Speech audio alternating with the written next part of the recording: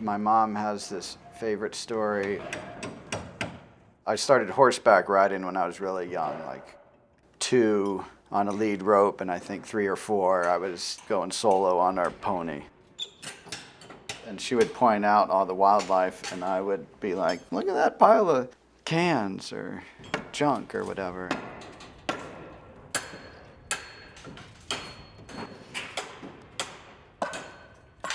So she said I was born that way, to have an eye for the underappreciated things in the world.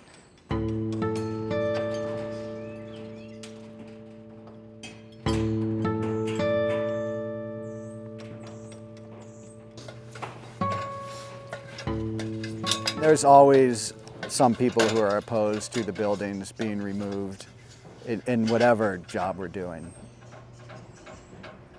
For a lot of people, it's just a change. They're used to seeing that building, and their landscape has changed. We feel like our job is to reuse and salvage and keep as much out of the landfill as we can.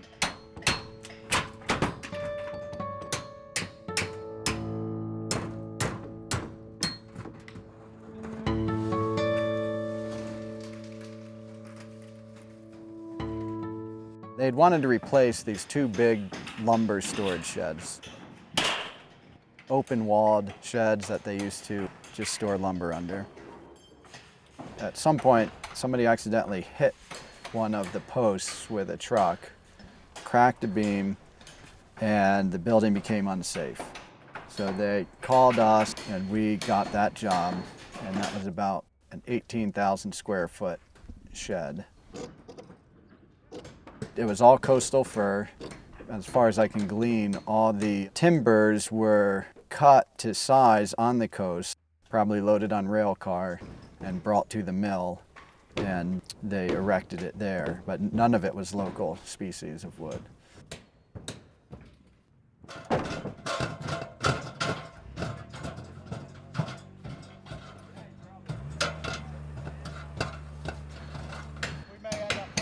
All this tin on the ground anyway. So oh, okay. Not that big a deal. Yeah. I started with Heritage Timber in 1994. It kind of fit with my interests as far as seeing treasure where other people see trash.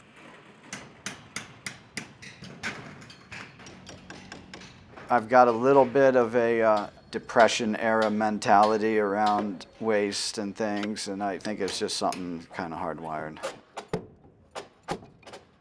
I hate to see waste in any form, and I don't like spending money if I don't have to, which makes one conservative in a good way.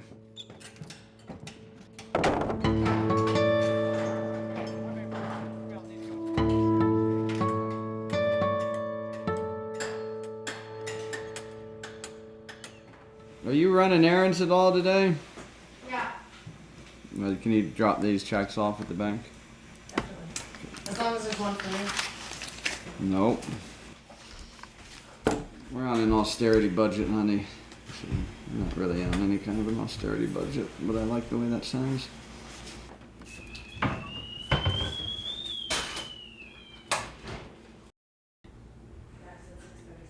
But do I have to do separate invoices, or I can do the same invoice? Denny's is a receipt. Okay.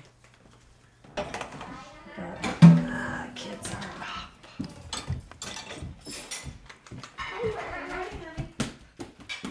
I don't want to make it sound like I do this purely out of an ethic or on a moral basis. It's got to make money. I have to be able to support my family and my employees. Where are you going? I'm going to work.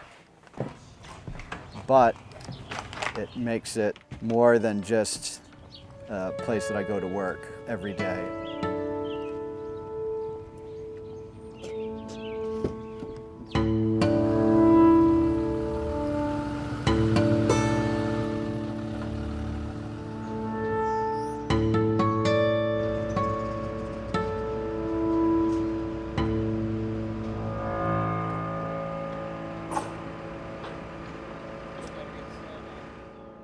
A great majority of our work is for people that need the building removed, typically because they want to build another building in its place. I did a job in New York years ago for a farmer who had a beautiful timber barn, and the locals really wanted him to fix it up. It was kind of a landmark. He got estimates at $100,000 to fix it.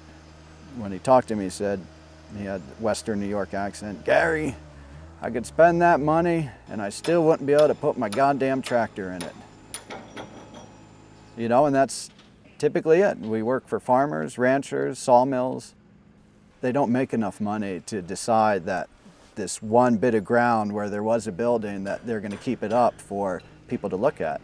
They have to make a living. They need a place that they can put their modern equipment, and these buildings typically aren't designed for that.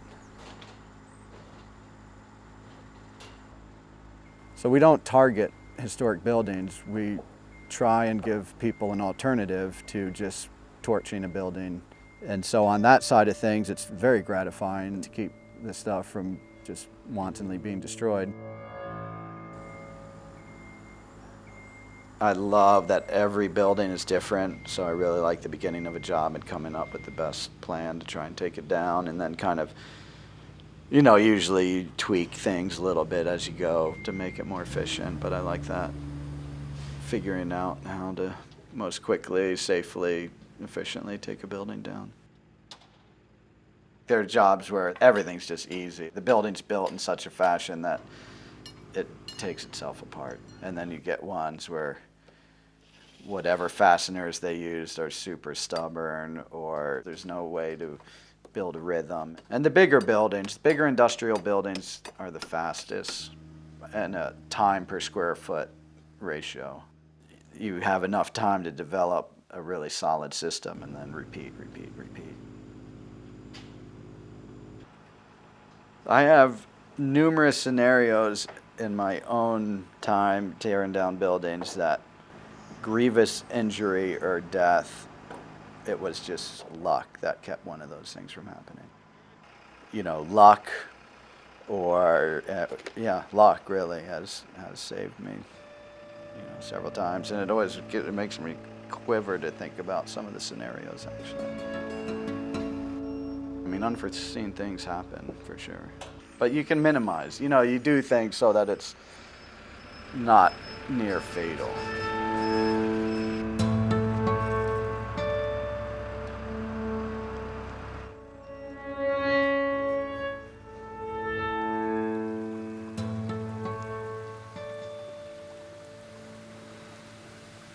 We sell to just a wide variety of people.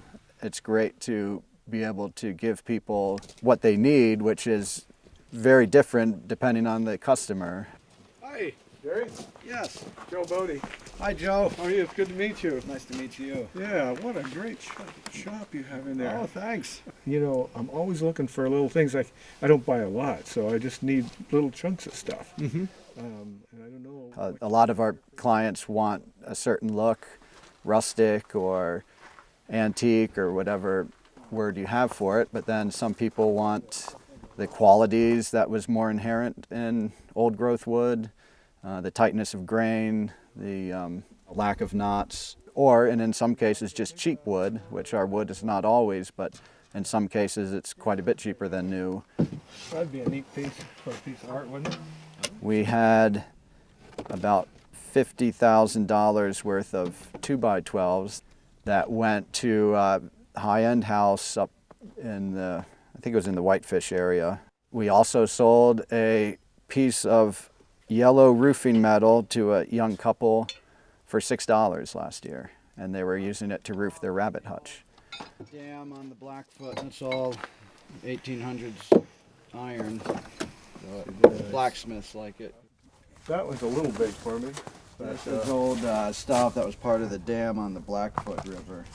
That would be 1880s. Mm-hmm. The fact that we can identify the history of the material is becoming a much bigger thing. A majority of our people really want to know where the wood came from. Some of our competitors just buy wood wholesale by the truckload. They don't really know where it came from. They've never met the farmer or rancher or anyone at the sawmill who has any stories or has any history. And so that's been a real selling point, I think, for our business, is that we can provide a lot of that information.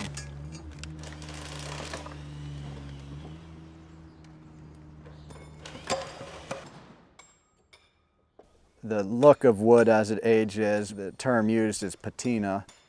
Different conditions will age wood in different ways. We've all seen old barns, weathered gray or brown. It just takes the sun and the wind and the rain and the weather to give wood that look. And it is some of the most beautiful and striking colored wood you would ever see. But it takes decades and decades. But you could never guess it by looking at the board on the ground. You can't see it until you open it up.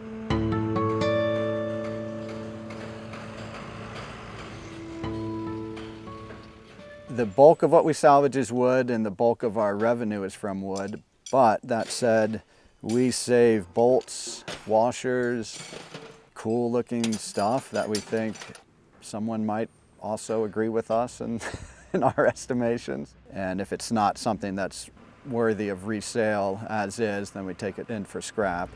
Even unsalvageable wood can be brought in where it's ground up and used for compost or for boiler fuel.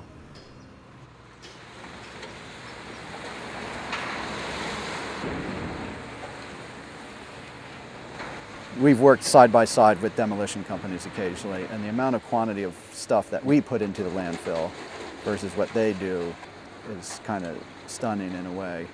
But part of that is getting every little piece of steel and metals recycled.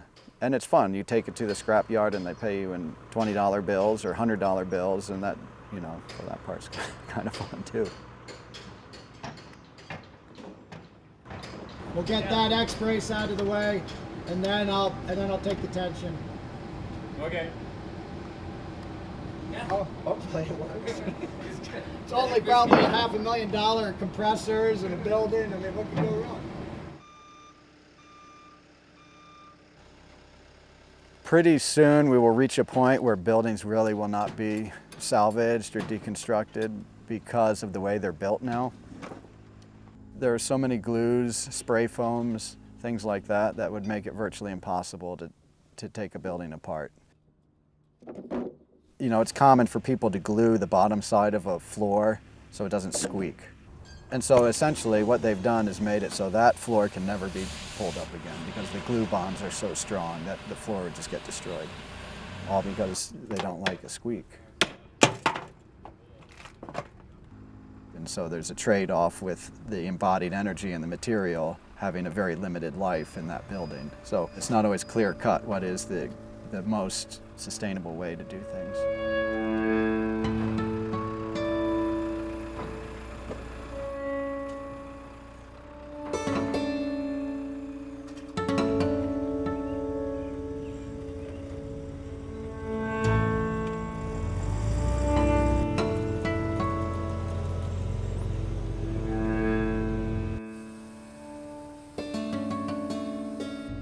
We do some milling of timbers.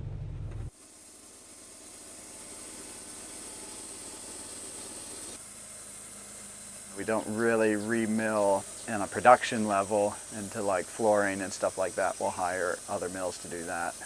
But sawing beams, squaring up beams. Sometimes we'll get orders that call for completely remilled timbers, which is great because I can get rid of a lot of stuff that's painted or oily or really twisted because I'm turning it into nice, straight, clean beams. And so it's a good way to get rid of some otherwise not very attractive material. It's a small part of what we do, but it's pretty beneficial for us when we do it.